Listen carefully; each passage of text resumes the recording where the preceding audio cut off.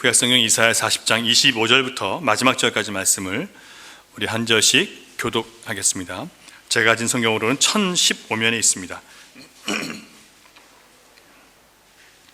구약성경 이사야 40장 25절부터 31절까지 말씀 교독하겠습니다. 거룩하신 이가 이르시되 그런즉 너희가 나를 누구에게 비교하여 나를 그와 동등하게 하겠느냐 하시니라.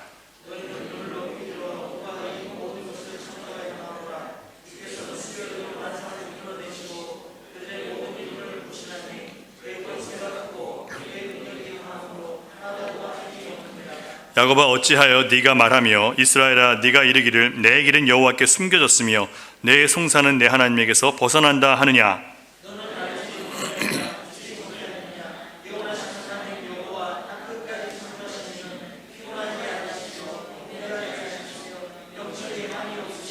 피곤한 자에게는 능력을 주시며 무능한 자에게는 힘을 더하시나니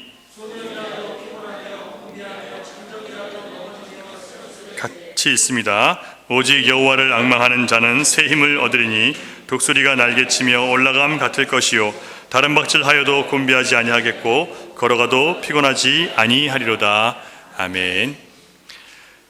잠언 1장 7절을 보면요, 여호와를 경외하는 것이 지식의 근본이여 늘라는 말씀이 있습니다. 하나님을 경외하는 것이 모든 지식의 가장 온전한 지식이 된다는 얘기예요. 다시 말씀드리면 세상에 많은 지식이 있지만 하나님을 경외하는 지식이 없는 사람은 그 지식으로, 자기가 가진 지식으로 망하게 된대요. 그래서 그 다음 뭐라고 써 있냐면 미련한 자는 지혜와 훈계를 멸시하느니라. 여기서 지혜와 훈계는 하나님 말씀이거든요. 미련한 사람은 지혜와 훈계를 멸시하기 때문에 스스로 어리석은 길로 가게 된다는 얘기입니다. 자신이 지식이 있고 지혜가 있다는 사람이라 할지라도 하나님의 지식을 무시하는 사람은 자기 지식 때문에, 자기 지혜 때문에 망하게 되어 있어요. 하나님을 경외한다는 것은 여러분 삶의 모든 영역에서 하나님이 주인 되심을 인정하는 거예요.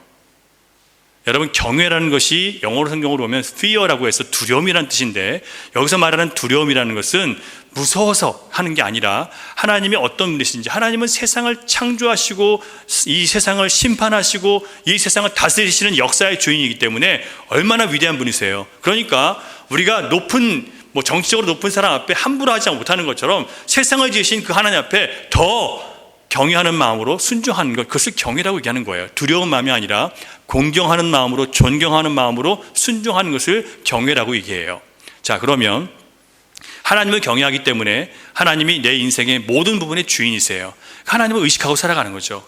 내 모든 가정의 일상, 또 내 일터와 내가 만나는 사람, 모든 환경 속에서 주님이 주인이세요. 그 주인을 의식하고 살면 하나님을 경외하고 살아가요. 그래서 하나님 기뻐하시는 일은 하고 미워하시는 일은 안 하게 돼요. 뭐 때문에 그래요? 하나님을 경외하기 때문에 그렇게 살 수밖에 없게 되어 있어요. 그래서 그런 사람을 지혜 있는 사람이라고 하나님 말씀하시는 겁니다. 만일 이스라엘이 정말 하나님을 경외했다면 그들은 제사장 나라의 역할을, 이방의 제사장 나라 역할을 담당했을 거예요. 만약에 그들이 정말 하나님을 경외했다면 고통과 환난을 당하지 않았을 것이에요. 만약에 그들이 정말 하나님을 경외하는 민족이었다면 전쟁에서 수많은 사람들이 죽거나 비참하게 포로로 잡혀가거나 그 나라가 망하지 않았을 거예요.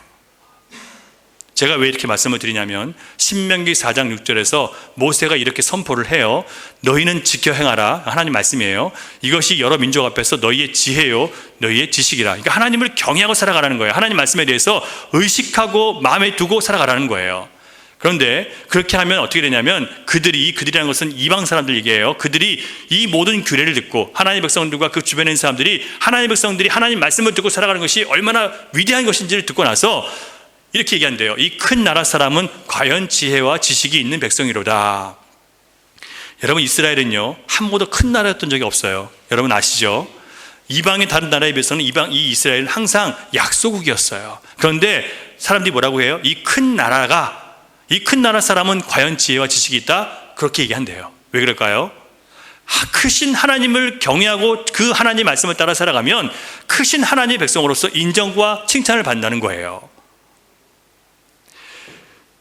만일 그들이 정말 하나님의 지혜와 지식을 마음에 새기고 그 말씀의 인도하심 가운데 사는지 자신들을 이 이스라엘 백성들이 살펴보면서 살았다면 반드시 거룩하고 존귀한 백성으로 칭송을 받았어야 마땅해요. 여러분, 초대교회 사람들 칭찬 받았습니까? 안 받았습니까? 칭찬 받았죠. 그러니까 정말 하나님을 기쁘시게 하는 삶은요, 사람들에게 칭찬을 받아요. 누구에게만 원망받아요? 사탄과 사탄의 하수인들에게만 원망을 받아요. 그런데 이사야서를 보면 북이스라엘은 아수르에 의해서 거의 망하기 직전이었고, 예루살렘 성전이 있었던 남유다 역시 영적으로 심각하게 훼손되어서 바벨론의 공격으로 지금 멸망의 위기 가운데 있었어요. 여러분, 존귀하고 칭찬받아야 마땅한 하나님의 백성들이 오히려 수치와 곤란과 마음의 근심과 절망과 두려움에 푹 빠져 있어요. 그래서 지금 하나님 원망하고 있어요. 도대체 왜 그럴까요? 여러분, 우리가 신자로서 하나님을 믿는 백성인데 늘 세상에서 정말 별 볼 일 없게 살아가고 자신감도 없고 늘 뒤에 처져 있고 기쁨도 없고 감사도 없어요. 그럼 왜 그런 걸까요? 하나님께 문제가 있는 걸까요? 그 문제에 대한 해답을 이사야가 주고 있습니다. 이사야 30장 9절과 10절을 같이 한번 읽어볼게요. 앞에 있습니다. 같이 있습니다. 시작. 대저 이는 패역한 백성이요 거짓말하는 자식들이요 여호와의 법을 듣기 싫어하는 자식들이라. 그들이 선지자들에게 이르기를 선견하지 말라. 선지자들에게 이르기를 우리에게 바른 것을 보이지 말라. 우리에게 부드러운 말을 하라. 거짓된 것을 보이라. 라고 이렇게 부탁을 해요. 여러분, 이스라엘 백성들이 망하게 된 이유가 뭐라고요? 하나님을 거역해요. 패역이라는 건 뭐냐면 하나님 뜻이 무엇인지 알면서도 그 길로 안 가는 거예요. 여러분, 많은 신자들이 하나님을 몰라서 안 가는 게 아니에요. 알면서도 안 가요. 그리고 내가 가고 싶은 것만 가요. 그리고 나는 내가 한 것 가지고 하나님 앞에 내가 했잖아요 라고 얘기를 해요. 주님은 우리가 주님 앞에 전부를 순종하기를 원해요. 그런데 우리는 일부만 하고 내가 이거 했잖아요 갖고 자랑해요. 결국 패역한 백성이기 때문에 어려움을 당하게 된 거고요. 거짓말, 하나님께 거짓말하고 이웃에게 거짓말하고 살아가요. 그래서 우리가 이렇게 힘들게 됐대요. 여호와의 법을 듣기 싫어하는 자식들이래요. 하나님 말씀을 듣는 거 좋아하지 않고 그냥 내 생각대로 살아가고 하나님 말씀을 들어도 무시하고 내 뜻대로 살아가요. 그래서 이렇게 어렵게 됐대요. 그리고 나서 더 심각한 것은 선지자들에게 뭐라고 얘기를 해요? 바른 것을 보이지 말고 우리에게 부드러운 말을 하라. 거짓된 것을 보이라. 이렇게 얘기를 해요. 여러분, 이게 무슨 말인지 아시겠어요?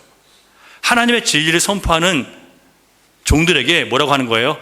거짓말이라도 좋으니까 듣기 좋은 소리를 해주고 거짓말이라도 좋으니까 좀 부드럽게 얘기하라고 그러는 거예요.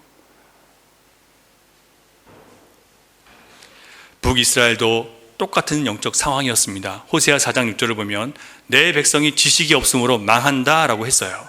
여러분, 하나님의 백성들이 망하는 경우는 단 한 가지 이유밖에 없어요. 뭐냐면 하나님을 아는 지식을 버리고 자기 자신을 믿고 자기 자신 생각대로 살기 때문에 망하는 거예요. 그런데 적반하장도 유분수지 오히려 자기들이 하나님을 원망하고 어떻게 하나님이 우리에게 이럴 수 있냐고 불평을 해요. 자기들의 잘못은 전혀 인정하지 않고 하나님이 우리가 어떻게 이렇게 할 수 있냐고 하나님께 불평을 해요.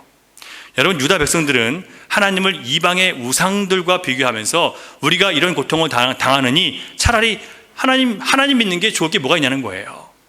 아니, 이방신 믿는 게 낫지 하나님 믿어서 이렇게 힘들고 어려울 거면 내가 뭐하러 하나님 믿습니까? 차라리 난 이방신 믿겠습니다. 지금 이러고 있는 거예요. 누가 하고 비교하고요? 이방의 우상들과 하나님을 비교하는 거예요. 거기에 대해서 하나님께서 하나님을 아는 지식이 없어서 회개해야 될 때 오히려 원망하는 백성들에게 25절에서 대답을 하시는 겁니다. 25절 다시 한번 같이 읽을게요. 시작. 거룩하신 이가 이르시되 그런즉 너희가 나를 누구에게 비교하여 나를 그와 동등하게 하겠느냐 하시니라. 거룩하신 이가 말씀하세요. 뭐라고요? 너희가 나를 누구에게 비교하냐. 이 말씀 뭐냐면 하나님은 거룩하시기 때문에 그 어떤 것과도 비교당하고 싶지 않으시다는 거예요. 그런데 너희가 어리석게도 나를 다른 신과 비교하느냐? 라고 하나님 책망하시는 거예요. 하나님은요 홀로 유일하신 분이세요. 하나님은 홀로 거룩하신 분이세요. 하나님 혼자 위대한 분이세요. 그래서 다른 세상의 어떤 것과도 비교당하기를 기뻐하지 않으시는 분이세요. 그런데 인간들이 비교하고 있는 거죠. 여러분, 원망하는 백성들은요, 하나님 원망하는 백성들은 거룩하신 하나님에 대한 지식이 온전하지 못하기 때문에 하나님 원망해요. 여러분, 많은 신자들이 하나님 원망하고 불평해요. 여러분, 이스라엘 백성들이 출애굽하면서 가나안에서 끊임없이 원망하고 불평하죠. 왜 그랬냐면 그들이 하나님을 마음으로 믿지 않았기 때문에 그래요. 여러분, 하나님을 마음으로 믿는 사람은, 제대로 믿게 되는 하나님 영적 지식을 알고 믿는 사람은 하나님께 불평할 말이 없어요. 원망할 일이 없어요. 다 내 죄니까. 다 내 거짓과 내 위선과 내 타락이기 때문에 하나님 원망할 수가 없어요. 여러분들이 그런 분이시기를 원합니다.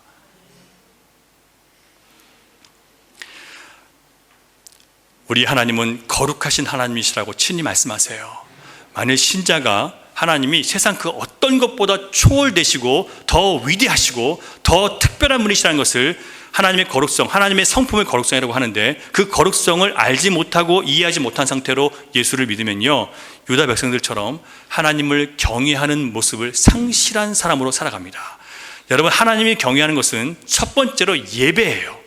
그런데 예배가 형식적인 예배를 드려요. 그냥 일주일에 한번 왔다 가는 걸로 생각해요. 왜 그렇게 됐다고요? 하나님을 경외하지 않기 때문에 그래요. 하나님을 아는 지식이 온전하지 않기 때문에 하나님을 예배할 마음이 없는 거예요. 드리고 싶으면 드리고 안 드리고 싶으면 안 드리고, 그 예배의 주관자가 누구예요? 나예요. 하나님을 아는 지식이 왜곡되고 잘못됐기 때문에 그렇게 하는 거예요. 둘째로, 하나님의 거룩하심을 모르는 사람들은 하나님의 공의 앞에서 자신이 얼마나 죄인지를 깨닫지 못하기 때문에 하나님의 구원의 은혜를 깊이 깨닫지 못해요. 여러분, 하나님의 거룩성을 아는 사람들은요, 하나님의 거룩하심 앞에 내가 얼마나 거룩하지 못한 존재인지를 자꾸 깨달아요. 아프죠. 괴롭죠. 하지만 그렇기 때문에 우리는 뭐가 필요해요? 날 위해서, 나를 의롭게 하시기 위해서 대신 죽으신 예수님을 바라보게 되는 거예요. 그러다 보니까 내 죄가 드러나는 만큼 더 어떻게 뭐가 생겨요? 하나님의 은혜가 커지게 되는 거예요. 그래서 내가 정말 예수님 없이는 못 사는 존재인 줄 알고 깨닫게 되는 거예요. 하나님의 거룩하심은 우리를 예수님께 무릎 꿇게 만들어요. 더 철저하게 해요. 그 은혜가 더 커지게 만들어요. 우리가 하나님을 알지 못하기 때문에 주님 앞에 철저히 무릎 꿇지 못하는 거예요. 셋째로, 하나님의 거룩성을 알지 못하는 사람들은 하나님 말씀을 들어도 그 권위를 인정하지 않습니다. 저건 목사가 하는 얘기지 하나님 말씀 아니야. 내가 판단해버려요. 여러분, 삶에서 적용하지 않고 기도를 해도 공허한 기도, 확신 없는 말뿐으로 하는 기도를 할 수밖에 없어요. 왜냐하면 하나님을 경외하지 않기 때문에, 하나님의 거룩성을 알지 못하고 예배하기 때문에, 기도하기 때문에 결국 그렇게밖에 못해요. 그런 신자들이 모인 교회는요, 순종의 미덕이 없어요. 하나님께 순종하고자 하는 마음이 없고 그냥 각기 자기 길로 가요. 여러분, 그런 교회 많죠. 각기 자기 신앙, 자기가 자기 뜻대로 가는 거예요. 그런 교회에 속한 사람들은 하나님을 믿는, 하나님의 교회에 소속된 기쁨도 알지 못하고요, 세상에서 하나님의 덕을 세우지도 못해요. 여러분, 이 시대의 교회의 영적 지도자 중에 한 분인 데이빗 웰스 목사님이라는 분이 있는데요, 그분이 이렇게 지적을 해요. 오늘날의 신자들은 거룩하신 하나님의 개념이 너무 심오하고 너무 의로워서 그 거룩성을 오히려 고통스럽게 여긴다. 여러분, 하나님의 거룩하심 앞에 우리가 죄인으로 돌아가면 우리가 죄인인 걸 깨닫고 회개해야 되는데 회개는 안 하고 싶은 거예요. 자존심은 있어가지고. 그래서 하나님의 거룩성을 점점 뭘로 바꾸냐면 점점 가벼운 걸로 바꾸기 시작해요. 그래서 그 거룩성을 왜곡시키는 거예요. 그래서 오늘날의 기독교인들이 하나님의 거룩함을 가볍게 여기기 시작했는데, 그래서 생긴 부작용이 세 가지가 있어요. 첫 번째로, 데이빗 웰스 목사님이 말하는 거예요. 첫째로, 오늘날의 신자들이 가지고 있는 부작용, 첫 번째는 하나님의 성품과 계시된 뜻을 삶에서 실질적으로 연결시키지 않는다는 거예요. 자, 하나님의 성품이 뭔지 알아요. 성경을 통해서 하나님은 정의롭고 긍휼이 풍성하시고 용서하시고 자비로우시고 사랑이 풍성하셔서 자기를 아끼지 않으신 분인 것, 희생하시는 분인 걸 알아요. 근데 우리는 그렇게 못 살아요.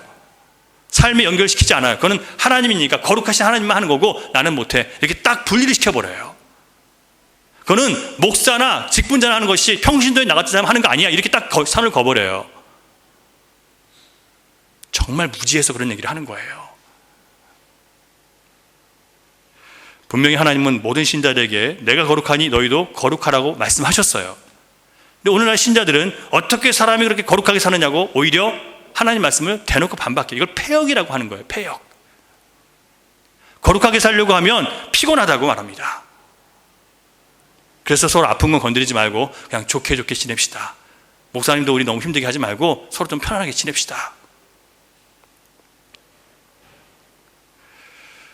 둘째로 하나님의 거룩성을 가볍게 여김으로 일어나는 부작용, 신자들이 의와 거룩함을 요구하시는 하나님에 대해서 점점 냉담해져요. 하나님을 무시하기 시작해요. 왜냐하면 거룩하신 하나님께서 신자들에게 거룩을 요구하잖아요. 근데 그거를 심각하게 받아들여야 되는데 그건 나와 상관없는 것처럼 생각해버려요. 여러분, 우리는 거룩하신 하나님을 세상 가운데 드러내기 위해서 하나님이 부르셔서 우리 거룩하게 하셨어요. 그러기 위해서 우리가 살아가는 존재들이에요. 우리가 먹고 사는 일 잘하라고 하나님 우리를 부르신 게 아니라 하나님의 거룩하심과 하나님의 의와 하나님의 성품을 세상 가운데 드러내라고 우리를 부르셨어요. 여러분이 교회 나와서 나 잘 먹고 잘 살겠다고 하시면 여러분 잘못 생각하고 계시는 거예요. 하나님이 그걸 위해서 여러분 부르시지 않았어요. 하나님의 나라와 그 의를 드러내기 위해서 우리를 부르셨어요. 이것부터 온전히 세우지 못하면 하나님 못 따라가요.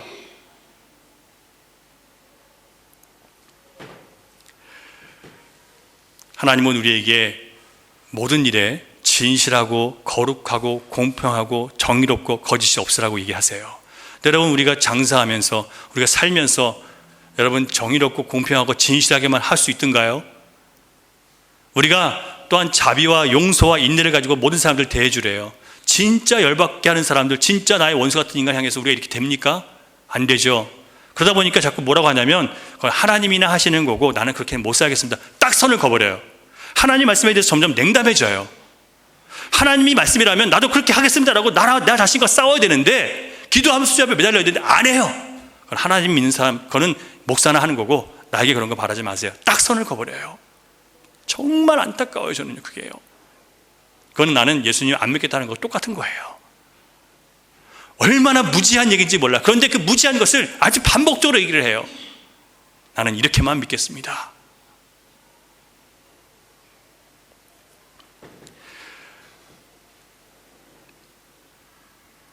하나님의 거룩함의 요구가 부담스러워서 신자들은 선을 긋고요, 이렇게 얘기합니다. 하나님 말씀대로 살면 어떻게 돈 모으고 어떻게 경쟁해서 살아남을 수 있습니까? 그렇게 못하겠습니다. 그런 사람들은 자신의 옳지 않은 신앙에 대해서 변명하기 위해서 자꾸 말을 많이 해야 돼요. 그러나 정작 희생과 헌신이 요구될 때는 유대인들처럼 하나님 말씀이 요구하는 게 너무 심하다고 딱 하나님을 탓해버려요. 셋째로 하나님의 거룩함을 가볍게 여긴 신자들은요, 그들에게 나타나는 부작용은 뭐냐면 하나님을 자신들이 편한 대로 받아들이는 거예요. 나에게 좋게 받아들여요. 뭐냐면 대부분 현대 신자들은 하나님을 사랑의 하나님으로 편향적으로 믿고 있어요. 여러분, 사랑의 하나님만 강조하는 사람들이 누구냐면 자유주의 신학자들이에요. 자유주의자들은 인본주의적인 신앙, 그건 자유주의자들이 항상 사랑만 얘기해요. 인권만 얘기하고, 하나님이 비록 이러신 분이지만 하나님은 결국 다 사랑이기 때문에 모든 게 다 사랑으로 녹아서 우리는 다 용서받고 심지어 지옥에 가는 사람까지 나중에 다 구원받을 겁니다. 이렇게 얘기해요. 더 큰 사랑을 얘기하는 게 자유주의자예요. 공의와 진리가 없이 사랑만 얘기하는 사람들이 자유주의자인데, 오늘날의 많은 신자들은 자유주의적인 신앙을 선택했어요. 하나님의 진리는, 하나님의 공의는 뒤에 내팽개치고 나는 사랑의 하나님만 믿습니다 라고 얘기를 해요. 그게 부작용이에요. 그러니까 얼마나 삶이 게으르고 지저분하고 타락하고 그리고 하나님 앞에 부끄러움을 모르고 살아가는지 몰라요.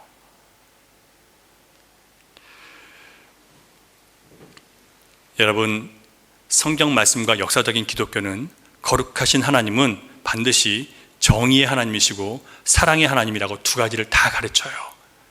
사랑의 하나님만 강조하는 것은 이단이에요. 정의의 하나님과 사랑의 하나님이 같이 갈 때 사랑과 정의가 예수 그리스도 안에서 통합이 돼요. 여러분 아시죠? 사랑과 정의는 십자가 안에서 통합이 돼요. 그것을 완성하는 것이 바로 기독교예요. 그런데 사랑만 얘기한다고요? 거짓이에요. 그런데 오늘날의 기독교는 그걸 더 좋아해요.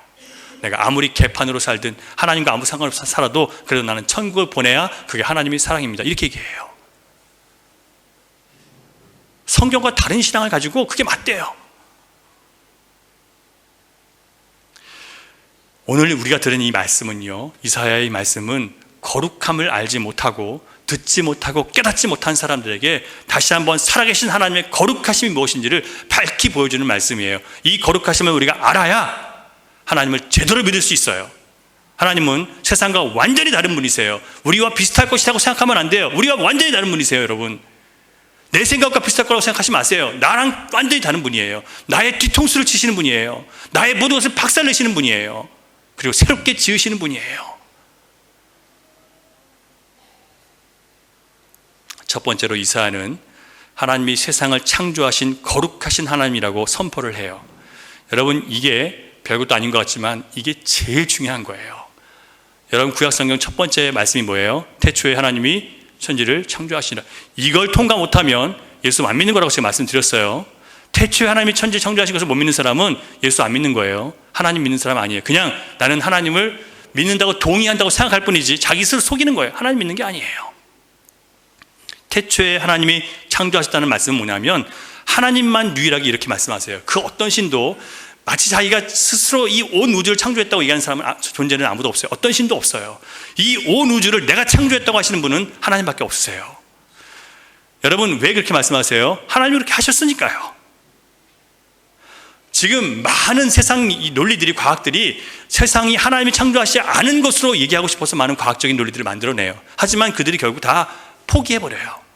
왜냐하면 하나님의 이 무한함을 그들은 이해를 못하거든요.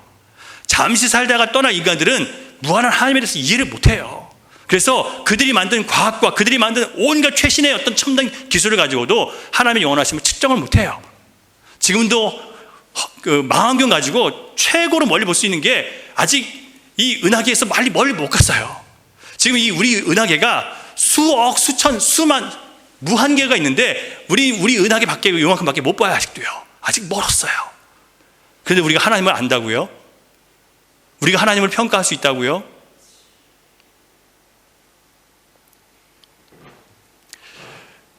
로봇 만들어 놓은 중국 사람들이 요즘에 뭐 뉴스에 보니까, IT 뉴스 보니까 로봇을 중국에서 만들었는데 사람하고 똑같아요. 입술이 움직이고 눈도 깜빡거리고 뭐 몸도 움직이고 대답도 해요. 그러니까 그 어떤 행사장 같은 데서 소개하고 안내하는 그런 로봇이에요. 사람이 물으면 뭐 어디 있습니까? 자기 대답도 해요.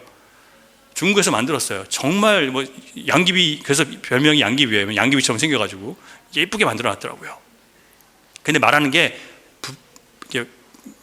뭔가 이렇게 약간 부자연스러워요. 그리고 눈떨림도 굉장히 이상해요. 섬세하지 못해요. 왜냐하면 인간은 여기 표정이, 여기 근육이 있기 때문에 모든 걸 다 움직이는데 그렇게 못하는 거예요. 몇 가지만 움직이는 거예요. 근데 그걸 기술을 개발해 놓고 인간의 기술을 찬양하는 거예요. 그러면서 뭐라고 하냐면 이 더 뛰어난 인간은 그냥 저절로 됐대요. 이렇게 무식한 인간들이 인간이에요, 여러분. 그리고 자기들이 과학적인 놀라운 기술을 개발했다고 얘기해요. 이렇게 오묘한 인간들은 저절로 됐고 그런 허접한 기술은 인간의 놀라운 기술로 했다는 거예요. 이게 인간의 수준이에요. 여러분, 세상을 창조하는 일은 아무도 흉내낼 수 없는 하나님만 하실 수 있는 일이에요. 기적 중에 기적이에요.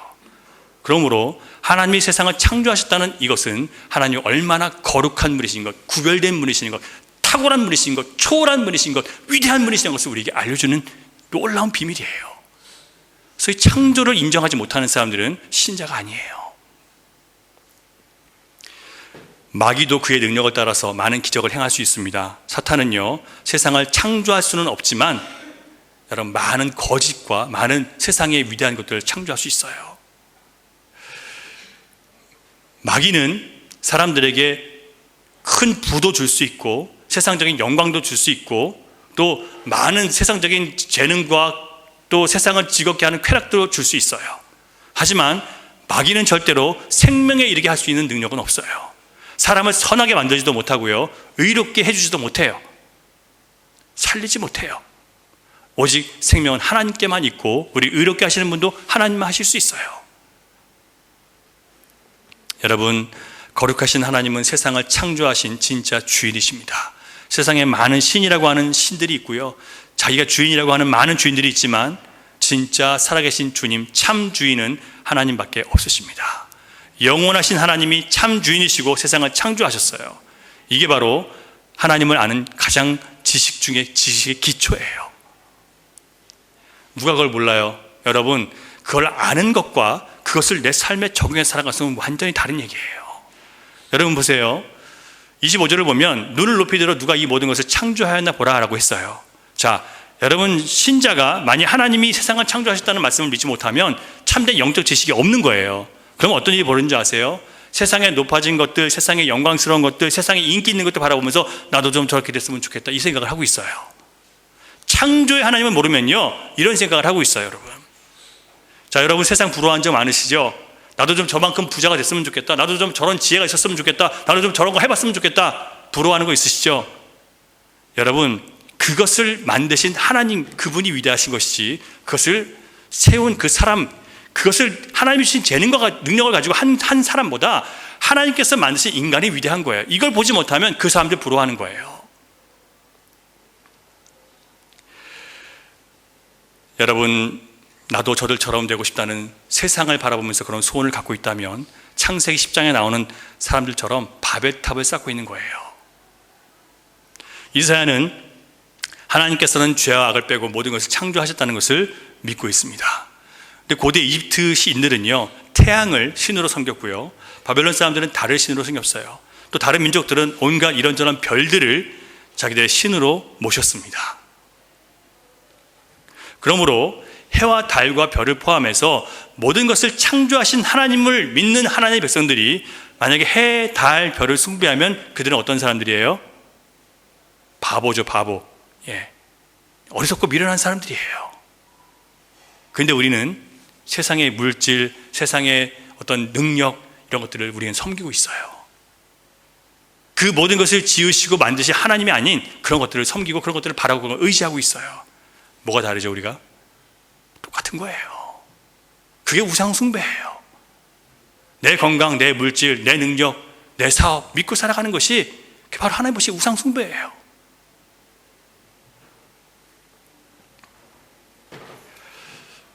그런데도 왜 이스라엘 백성들이 그 어리석은 신을 쫓아간 줄 아세요, 여러분? 왜냐하면 이방신을 믿는 사람들이 하나님을 믿는 사람들보다 더 부유해 보이고, 더 영화로워 보이고, 더 멋있는 건축물을 만들어 놓고, 더 큰 나라에서 더 큰 군대를 가지고 더 즐겁고 재밌고 행복하게 살아가요. 재밌는 것도 너무 많아요. 이스라엘 백성들은 재밌는 게 별로 없었거든요.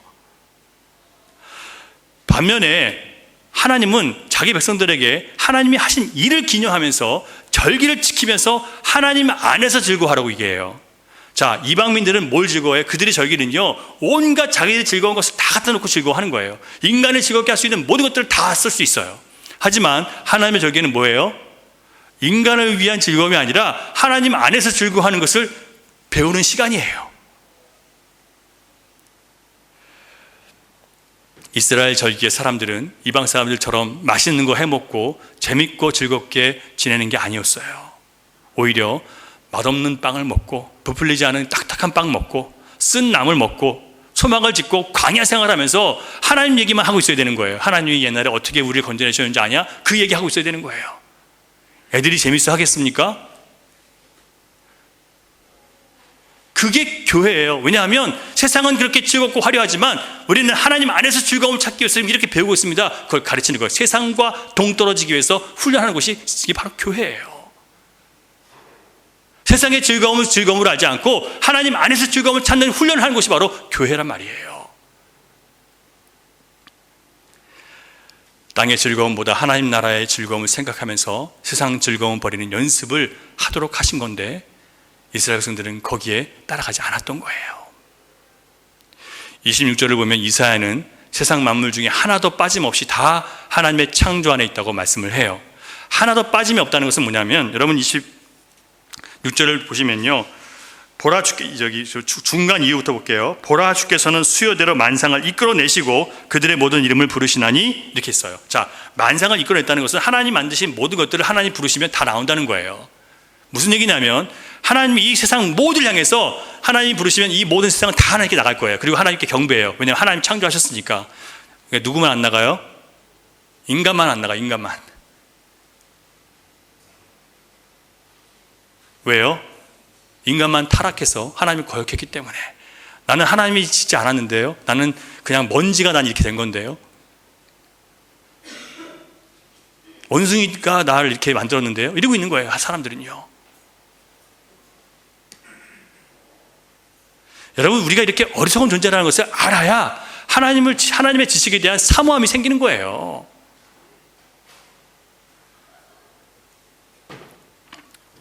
사랑하는 여러분, 하나님의 창조를 믿는 이 영적 지식이 있는 자는 세상의 그 어떤 것도 부러워하지 않고, 어떤 힘이나 어떤 지혜나 권세나 물질도 그렇게 부러워하지 않고 의지하지 않습니다. 왜냐하면 그 모든 것의 창조주가 하나님이신 것을 알기 때문에 그딴 거 안 부러워요. 내 안에 계신 하나님 때문에 즐거운 거예요.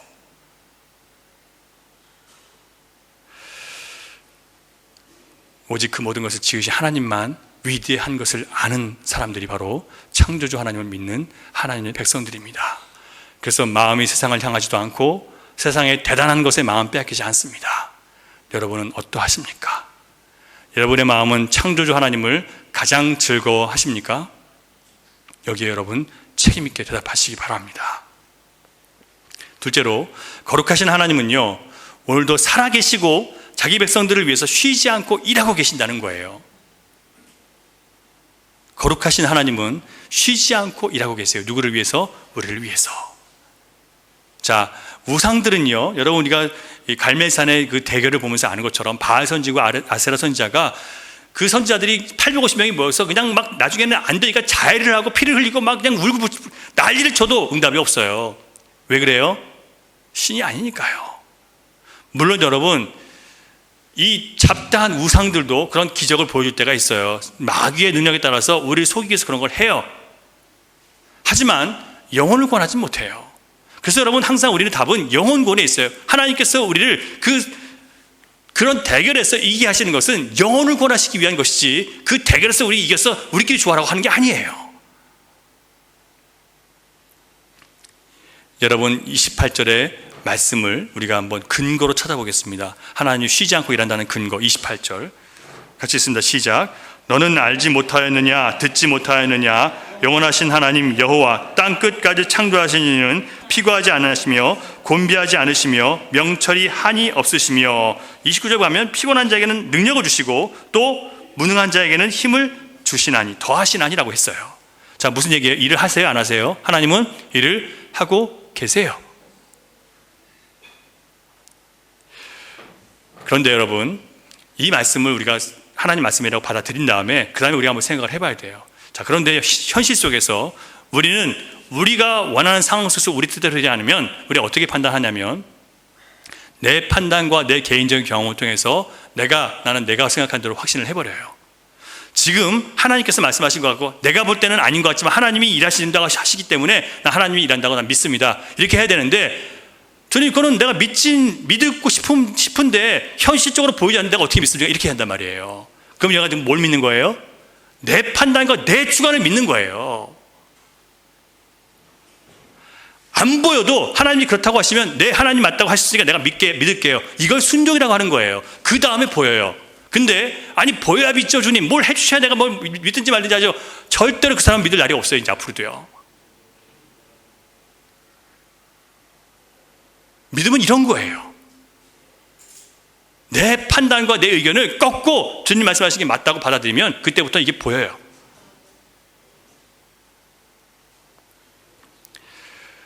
우리가 의심하든 말든 성경은 분명히 말씀해요. 하나님은 살아계시고 오늘도 쉬지 않고 열정적으로 우리를 구원하고 계신다고 분명히 증거하고 있습니다. 여러분 믿으십니까? 예. 그래서 시편 121편 4절부터 8절을 보면요, 이런 말씀이 있어요. 이건 여러분 마음에 새기고 가세요. 시작. 이스라엘을 지키시는 이는 졸지도 아니하시고 주무시지도 아니하시리로다. 여호와는 너를 지키시는 이시라. 여호와께서 내 오른쪽에서 네 근일이 되시나니 낮에 해가 너를 상하게 하지 아니하며 밤에 달도 너를 해치지 아니하리로다.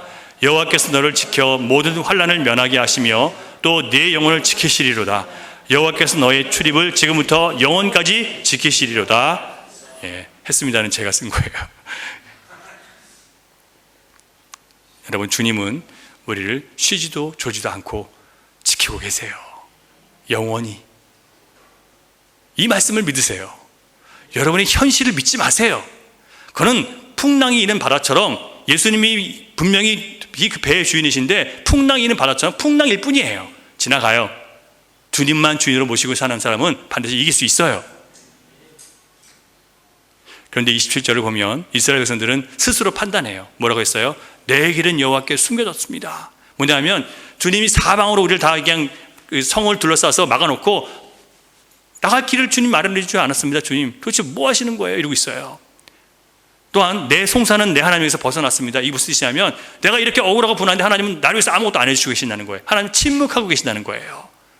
이러실 수 있습니까? 주님? 내가 이렇게 힘든데 아무 일도 안 해주실 거예요? 딱 지금 그 상황이에요. 자, 그들은 지금 뭐라고 판단했어요? 하나님은 약속하신 대로 일하시지도 않고 우리를 구원하시지도 않는다고 판단한 거예요. 하나님은 그렇게 판단했어요. 자, 이 사람들의 판단이 맞습니까? 하나님 말씀이 맞습니까? 하나님 말씀이 맞는 거예요.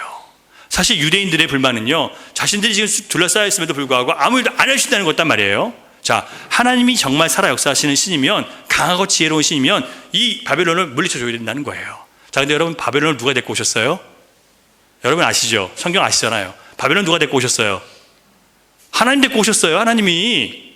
지금 하나님은 일을 하고 계시는 거예요. 자기들이 하나님 일 안 한다고 있는 거죠.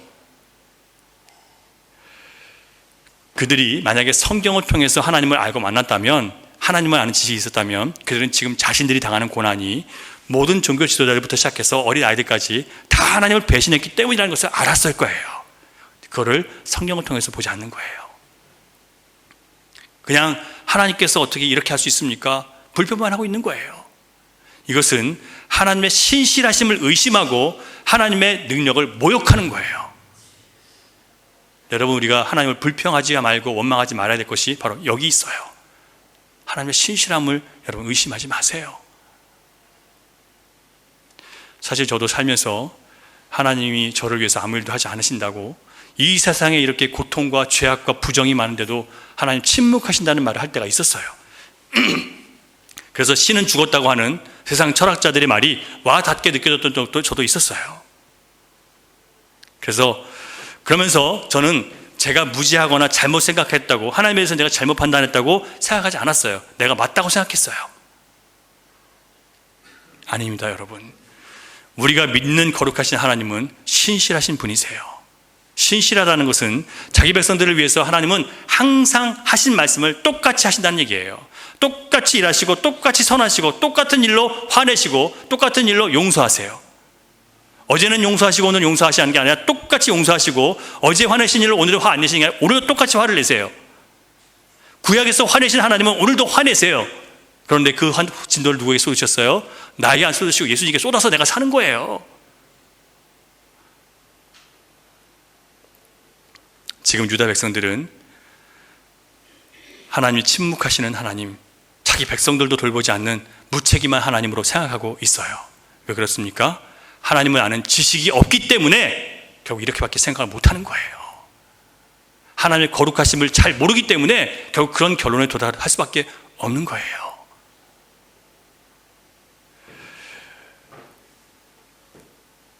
여러분, 하나님은 백성들이 불평하며 의심하던 때도 하나님은 하나님의 일을 하고 계셨어요. 신명기 28장 47절부터 53절을 보면요, 길어요. 그냥 눈으로 한번 보세요. 제가 무슨 말씀을 드릴 거냐면, 이스라엘 백성들이 가나안에 들어가서 앞으로 풍족해질 거래요. 그 얘기를 미리 해요. 신명기서는요, 모세가 가나안 출애굽하자마자 지금 얘기하는 거예요. 그리고 지금 수백 년 후에 지금 이 일을 지금 미리 얘기한 거예요.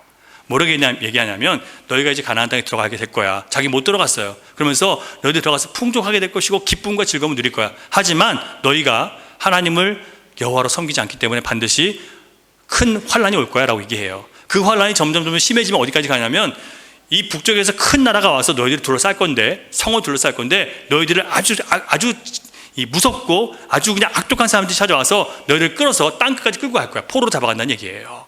그리고 성을 다 쳐서 너희들이 얼마나 불쌍해지는지, 먹을 게 없어가지고 나중에는 서로 자기들의 아이들을 잡아먹는 일이 생길 거라고 했어요.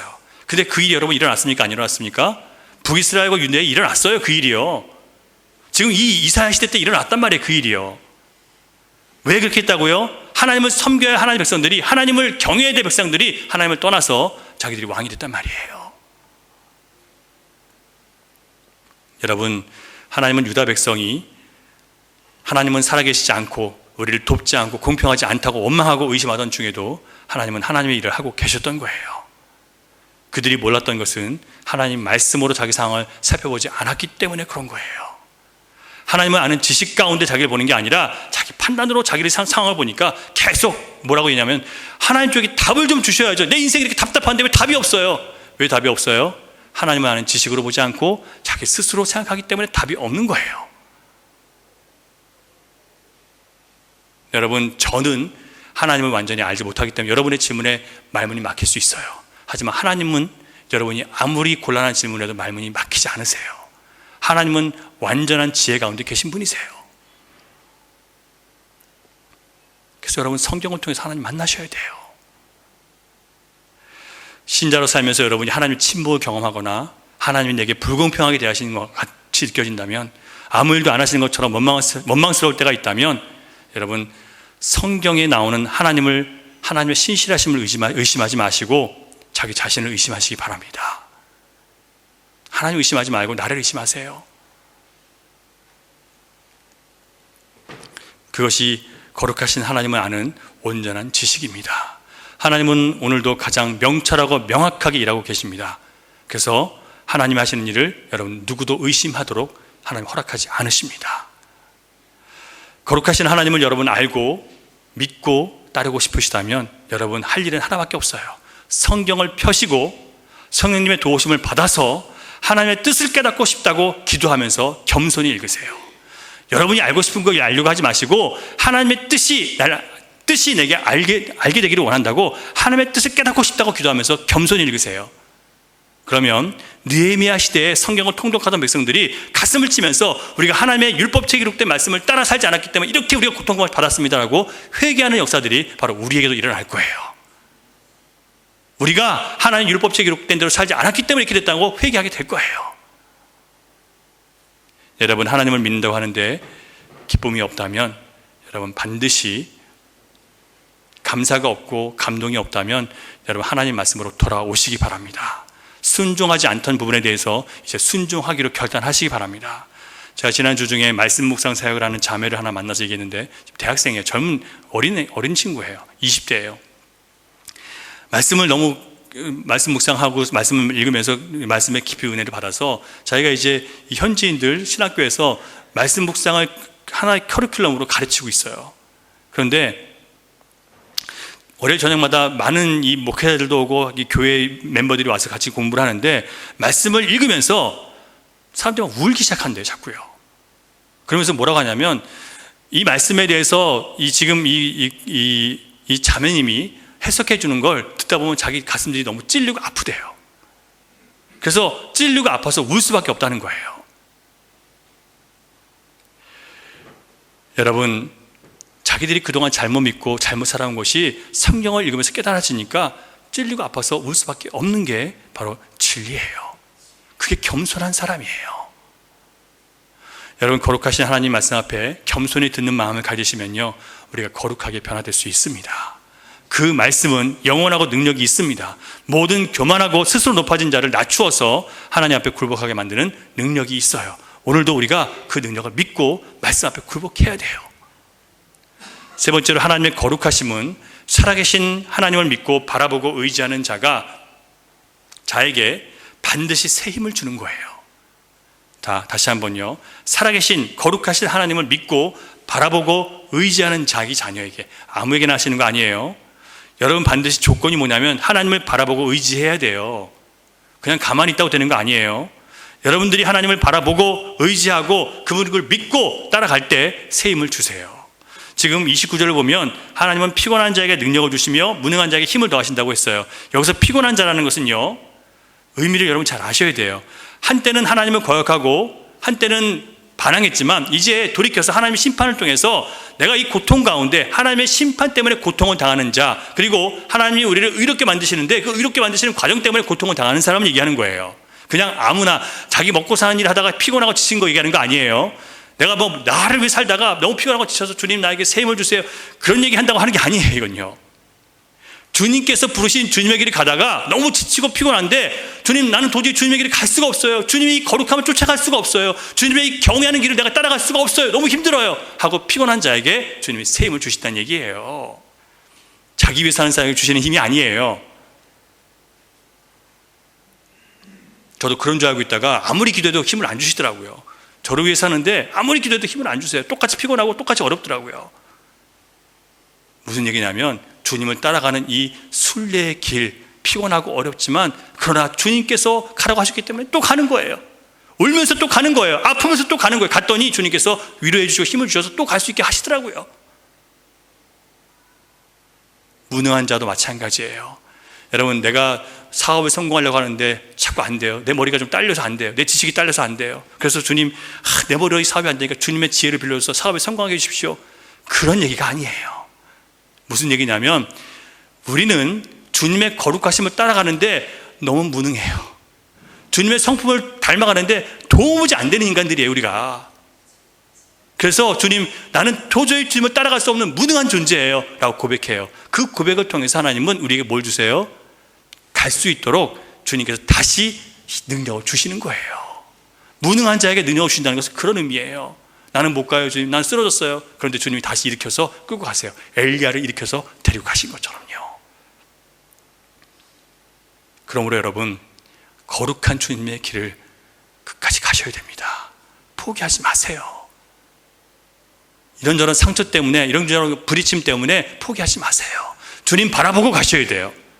하나님 말씀을, 신실하신 하나님을 능력을 믿고 따라가야 돼요.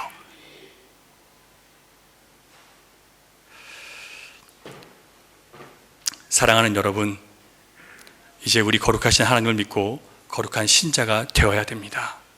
거룩하신 하나님을 배우고 묵상하고 순종함으로 하나님에 대한 온전한 지식을 갖게 되면요, 주님이 요구하시는 나를 부인하는 이 피곤한 길을 걸어가면서도, 십자가의 부담을 져야 되는 이 부담스러운 길을 가면서도 기쁨으로 갈 수 있고, 그 앞에 놓여있는 주님의 도우심 때문에 할렐루야 하고 갈 수 있어요.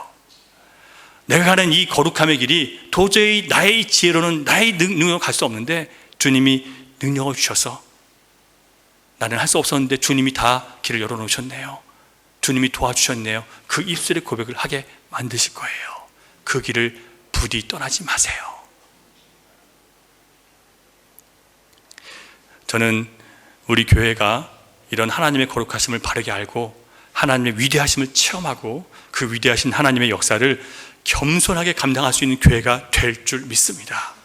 그러기 위해서 우리가 해야 할 일은 거룩하신 하나님 말씀 앞에 서는 것이 비록 힘들고 아프지만, 피곤하고 지치지만, 나의 무능함을 깨달아야 되기 때문에 아프지만, 그러나 그 모험에서, 그 도전에서 뒤로 물러서지 않고 주님의 영광만을 위해서 여러분 끝까지 진실하게 참여하시기 바랍니다. 주님의 길은 분명해요. 그의 생각은 높으시고 깊으십니다. 실수도 없으십니다. 그 하나님은 자기 백성들을 사랑하시기 때문에 공의롭게 대하시고, 공의롭게 대하시면서도 사랑으로 끌어안아 주십니다. 주님은 오늘도 쉬지 않고 자기 백성들, 곧 저와 여러분을 위해서, 구원해내시기 위해서 일하고 계십니다. 오늘도 이 거룩하신 하나님을 나의 하나님으로 가슴에 품고 돌아가셔서 여러분의 가정과 일터에서 거룩하신 하나님을 드러내시기를 주님의 이름으로 축원합니다. 기도하겠습니다. 주님 감사합니다. 거룩하신 하나님을 알지 못하고 내가 알고 싶은 대로 하나님을 알므로 우리는 하나님을 온전히 우리 삶 가운데 드러내지 못하며, 내가 순종해야 될 하나님과 오히려 갈등하며 부딪히고 하나님을 피하고 하나님을 부담스럽게 여겼음을 저희들이 인정하고 고백합니다. 하나님, 이제 우리가 당하는 모든 고통과 고난은 우리의 죄 때문인 것을 알고, 우리가 하나님 말씀을 온전히 듣지 못하고 이해하지 못하고 하나님 말씀 앞에 온전히 서지 못함으로 우리 인생이 답답했다는 것을 깨닫고 하나님 말씀으로 돌아가기로 결단합니다. 하나님, 거룩하신 하나님을 만날 수 있도록 주여 우리를 다시 한번 말씀으로 붙잡아 주시옵소서. 오늘도 살아계시며 자기 백성들을 위하여 일하고 계시는 하나님, 세상을 창조하셔서 그 어떤 것도 마음 뺏기지 않고 오직 주님께만 향하도록 우리 마음을 붙잡으시는 하나님, 우리에게 새로운 피조물로 창조하시며 하나님 나라를 창조하시는 창조의 하나님을 기뻐하며 주님만 의지하며 이 피곤한 길을, 이 고단한 길을 끝까지 갈 수 있는 우리 모두가 될 수 있도록 주님 붙잡아 주시옵소서. 믿사오며 예수님 이름으로 기도하옵나이다. 아멘.